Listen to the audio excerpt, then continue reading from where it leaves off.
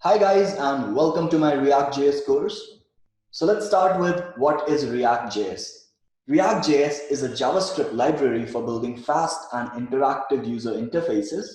It was developed by Facebook in 2011. Currently, it is the most popular library for building user interfaces. And as you can see, React is way ahead of its major competitors, which are Angular and Vue.js. The entire React application can be modeled as a set of independent, isolated, and reusable components. These components are put together to design complex layouts. In other words, you can say components are the building blocks of a React application. Say you have this web page, you can split it into components. For example, top bar, add section, and places grid. Now these were at the top level. Even inside top bar, you can have more components. Say for example, logo, menu items, user avatar, etc. Every React app has at least one component which we refer to as the app component. This app component represents a React app and all the other components are placed inside it. This results in a tree-like component hierarchy. So if we try creating a component hierarchy for our current web page, so this is how it's going to look. So at the top, we have app.js. Below it, we've got top bar, places grid, and add section. Under the top bar, we've got logo, some menu items, and user avatar. Similarly, under places grid, you can have place cards. And inside place cards, you can have thumbnails, place title, etc. If you remember, I mentioned earlier that React is a library, which means it has a very specific purpose, and that is to define user interfaces, also called as views. And this is where React gets more amazing. It gives you absolute control of your application. It just takes care of the view, and rest everything is left for you to decide. You can plan the architecture, decide which libraries to use for what functionalities, etc., etc. You can even add React in parts of your existing web application because it's just for Vue and it doesn't disturb your existing technology stack.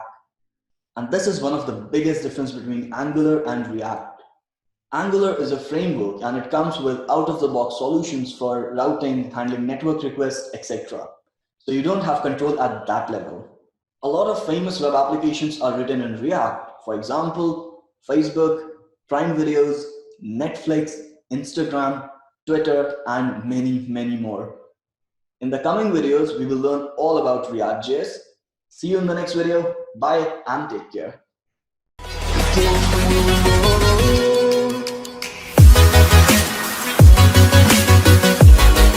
Hi guys and welcome back to my course. In this video, we will talk about single-page applications and multi-page applications. A single-page application is an app that works inside a browser and does not require page reload during use. Single-page applications are all about serving an outstanding user experience by trying to imitate a natural environment in the browser. No page reloads, no extra wait time. It is just one HTML page that you visit, which then loads all other content using JavaScript. You are using this type of application every day. For example, Gmail, Facebook, Instagram, Trello, and many more. So if you see here, so we've got Trello open in our browser. So if I try to open a card, notice it does not refreshes the page. It just opens the card. Similarly, if I try to open this card, so notice when I click on this card, the URL will change, but the browser will not refresh. So when I click here, it fetches data from the backend, it updates the UI without refreshing the browser. Similarly, I open any other card, it just fetches data from the backend and it does not refresh the page. So this is one example of single-page application. So moving on to multi-page applications. A multi-page application works in a traditional way. So every change, like display the data or submit data back to server, requests the server to render a new page in the browser. So whenever a user navigates from one page to another, a request is sent to the server to send a new HTML file for that specific URL. The server returns a file and then HTML file is loaded in the browser. So you can see it's not a very good user experience. So it feels like those old applications or those old websites that we used to use. Some examples of multi-page applications are Dribbble, Harvard's official site, the applications we made in HTML, CSS, and JavaScript course. So as you can see on the screen, we've got Dribbble open in a browser. So when I click on this menu item, so it will change the URL, and notice the browser will get refreshed. See, the browser is getting refreshed. Similarly, when I go back to home page, the browser is getting refreshed. So it's not a very smooth transition. It's not a very smooth user experience. So that's what single page applications try to fix. With React, it's possible to design both single page application as well as multi-page application. But majorly, React is used to design single page applications. In this course, we will learn how to design SPAs or single page applications using React. And that's all for today. I hope this gave you a better understanding of single and multi-page applications.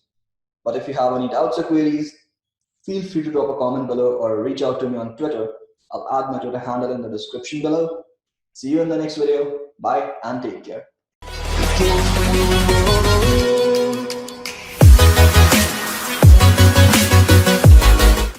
Hi guys, and welcome back to my course.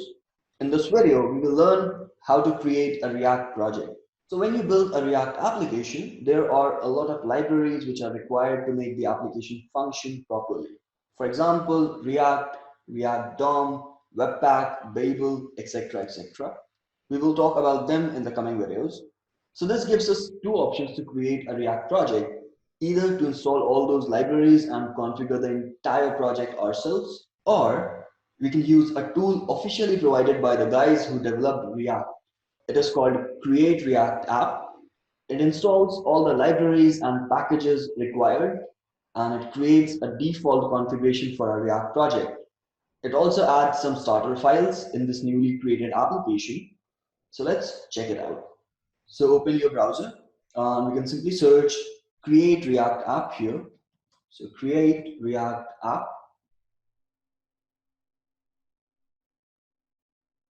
Open Create React Apps GitHub page. So it's this first link.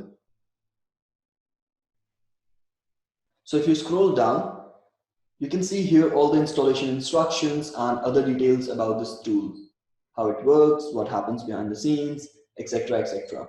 You can check it out if you like. I will add the link in the description below. Now to create a new React project, we can simply run this command. But before we do that, if you notice, we've got one npx here and one npm. So what are these? NPM is the Node Package Manager for JavaScript. It helps you manage all the third-party libraries and packages that you will be installing for your application. NPM is installed automatically when you install Node.js. And this NPX, it is a Node package runner. It is used to download and run a package temporarily. So in this case, we will be using Create React App only once to create our project, and we would not need to run it afterwards. So that's why we are using NPX over here. So first, let's install Node.js. So again, open a new tab, search for Node.js. Open this first URL, it's the official site of Node.js. You can click on this first button to download Node.js for Windows. But if you're running Mac or Linux, you can click on this Downloads menu item. And here you can find all the versions of Node for different operating systems.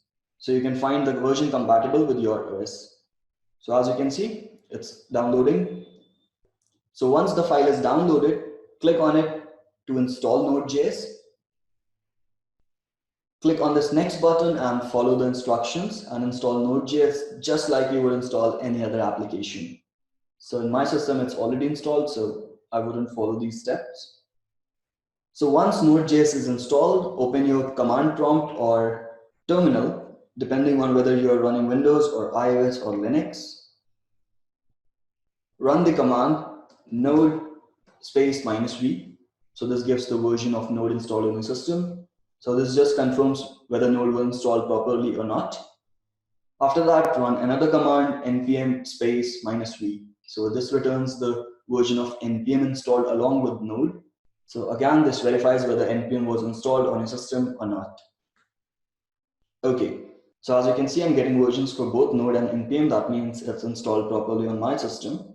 Now we can run create React app commands. So it was npx space create hyphen react hyphen app space followed by whatever name you want to give your application. This name will be used to create a directory for your React app. So let's say first React hyphen app. Hit enter, and create React app will configure an entire React application. It will install all the libraries, set up default configuration, and everything else that is required. So as you can see, it's installing React, React DOM, React scripts. It takes some time, so just wait for it.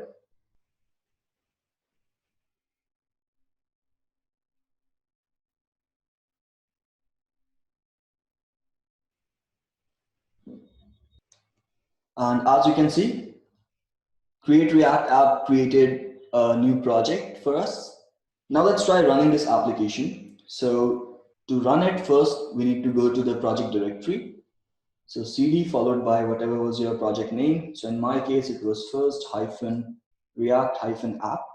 So as you can see now, I'm inside this directory. So if I do dir, it gives me a list of all the files inside that directory.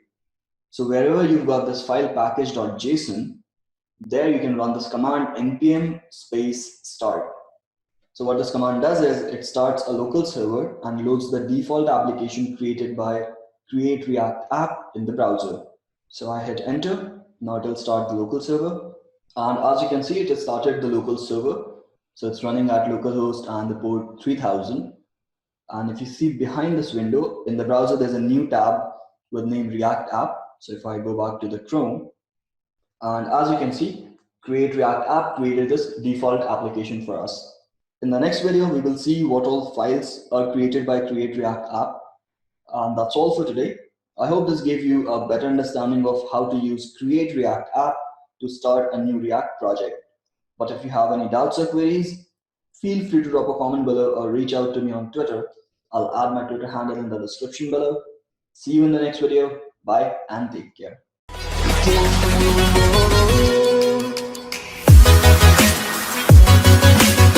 Hi guys, and welcome back to my course. In this video, we will explore the project structure and the files created by create React app. So open the project in your VS Code, click on this Explorer. So this is the project structure created by create React app for our React application. Let's talk about this first directory, node modules. So it contains all the dependencies or packages which are installed by create React app to build and run your React application. Then we've got this public folder. In here, you've got the index.html file. So this is the HTML file which is used in single page applications to load all the remaining content dynamically. Then we've got favicon for your browsers. Then we've got a manifest file. So inside this manifest file, we've got an object. So this object contains details for your application if you're building a PWA or progressive web application. Then we've got robots.txt file. You can also have your sitemaps here. So anything which is going to be directly used inside your HTML or index.html file can be put here. Then we've got this package-lock.json file. So it contains the details of all the dependencies installed along with their specific versions. Similarly, we've got another file package.json. So it contains some more details about our application. So the name of the application, the version, dependencies with minimum versions, some scripts, browser list, so which browsers to support in production, which browsers to support in development, etc., etc. Don't worry if you don't understand these things, we will talk about them throughout the course. Then moving on to the final directory, src, or the source directory. So this is where we write all our code. So let's start with this index.js file. Let's also open index.html. So if you see here, we've got this div with ID root. So this index.js file, it mounts our entire application inside that root div or the div with ID root. So as you can see, it is using this library React DOM. So this React DOM library is used to manipulate the browser DOM. So right now what it's doing in this line is it's mounting our application component in the division with ID root. Again, don't worry if you don't understand all this code. We will be talking about this in the coming videos. So let's move on to this app component. So as you can see, we've got a file with a function, and inside that function, we've got a return statement. And inside that return statement, we have this code which looks like HTML, but it's not. Again, we will talk about it in the next video. So just know whatever we write inside this return statement is shown in the browser. So as you can see here, we've got this screen. So if I remove all this, so I'm just leaving the image, let's save it. So coming back, now as you can see, only that image is left in the browser. So that's all for the project structure. In the coming videos, we will talk about this code, what it is, what it's called, and we'll create our own components and we'll have a lot of fun. So I hope this gave you a bit of idea of all these different files and why they are created.